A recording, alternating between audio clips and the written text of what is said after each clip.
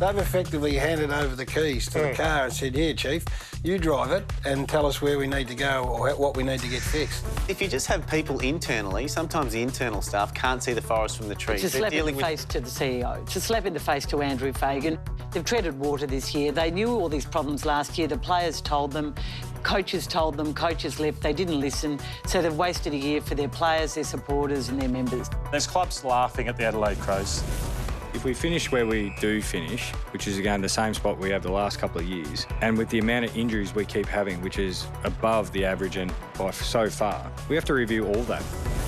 I think this Bulldogs team is better than the 2016 Dogs. It's a big call. I'm not sure I snubbed Sam Walsh. He got 4 votes from me and got the perfect score apart from that 1 vote. So he's a superstar player. I just thought what kind of ROZEE did this year was extraordinary. John Worsfold is being talked about way too much. What I've seen and reported and read is it doesn't look good for WALSH, unfortunately. We think our game will stand up. We haven't got the obvious holes that we have had in previous years. And I do mean years, not just last year, where it was probably a little bit more obvious. For Chris Scott, the pressure will come dramatically on him, even though he's finished on top, if they had to lose his first final. So those threads and a couple of fresh ones as well, and that's where we're going to start our real overreactions. Is it a hot furnace? Well, there's a couple of flashpoints in there. Right, I hope you get them. I think we might have split them. Right, let's go. So it's now or never for the Cats. The backdrop to this story was John Ralph's report mid-afternoon that Tim Kelly has definitively decided that he will request a trade and honour the family side of things and head back to Perth. At the end, it's obviously been watered down with the typical denials that usually flow, but once the journo of John's credibility goes so categorically with something of this magnitude, that is the standing order. He's going to request It's an overreaction, Jared. Now or never. Footy goes forever. If they don't do it this year, they'll have a crack again next year. You know what? Tim Kelly, if he doesn't want to be there, wants to go home and be with his family, good, mate. Thanks for your 2 years. Go home, enjoy your career. Geelong, you get what you get for him. Go hunting again, we'll load up again, and we'll go again. So we can't say it's now or never for the Cats.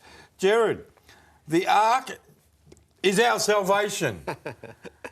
Bit biblical? Yes. Eh? Yeah. No, that's an overreaction, but it is a significant advancement on where we have been. So hopefully it serves the final series well, and then hopefully once it takes the reins totally next year, it guides us towards a real system rather than the fake one that we've had since it was first introduced. So Righto, question 2.B. Did you name the ark? Real or overreaction? Really? And yes or no? Well, I was on the what from the very start. Yes or no? Did you name the ark? And I might have been one of the couple who did. Did you or not? Congratulations if you did. No, I'm not sure I'm prepared to accept full congratulations. But anyway. Okay, I did it, everyone. I rang them up and said, "What about the ark?" This was Steve Hocking today. We can all talk to the fact that there's been a number of incidents throughout the season that are regrettable. But however, moving forward, we've got this centre, we've set it up to support advanced decision making. We've gone from 17 score reviewers down to 3. We've identified our best people and they're going to be involved in the decision making. So I think that's a major advancement. I don't care about that one little bit, Jared, and I'm being honest, just get the decisions right. I couldn't give a stuff if it was in a skyscraper and there was 1 million screens. And everyone, when we went to Steve Hocking, Jared says to me, I named it. But he didn't. That's not true. He didn't want to be a big head. So anyway, question 3. The Crows are a laughing stock? Oh, that's real. That's absolutely real. Whether they think they are compared to what everyone outside is thinking, everyone outside's thinking they're a bit of a laughing stock at the moment. You've got contracted players going into other clubs, for example. You've got Tex Walker fighting again with media people. Tom Morris denying what Tom said last night. We've got people critical of the external reviewers, which is Dunstall and Pavlich. I'm not. I think, no worries, if you can somehow fix or better your football club and you can get outside help, do it. But as long as some people inside the club are helping them at the same time. Jared, got to turn the page over. You do. Jared, did you name the ark? No, sorry. Worsfold's job hinges on Thursday night.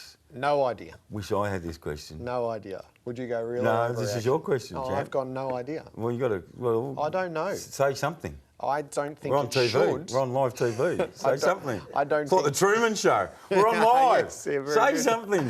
I don't think it should. Say something. Like I the have world's no watching. idea whether it does. Would you go real or overreaction? I would go realish. Realish. I think there's a little bit happening in this, and I've been telling you that. You for- have. And that's why I've gone. I declare I don't have the inside running there. ROZEE over WALSH was the wrong call.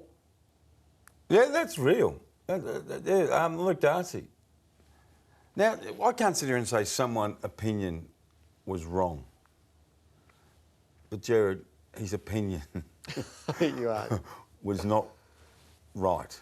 I like the divergence of opinions, and that's why you have a big panel, so that if somebody's got the Minority Report, good on them. Good movie, another good movie on Minority Report. No, how could you pick Walsh over ROZEE? He may be a better player in the future. Anyway, relevant.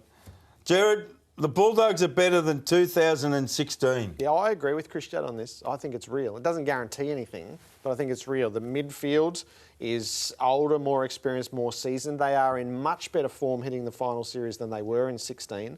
They staggered injury-wise towards the finals and then put it together spectacularly across 4 weeks. They're much better placed entering this final series than they were heading into the 16 final series. Have a look at him. Doesn't guarantee anything, but I absolutely agree with that contention.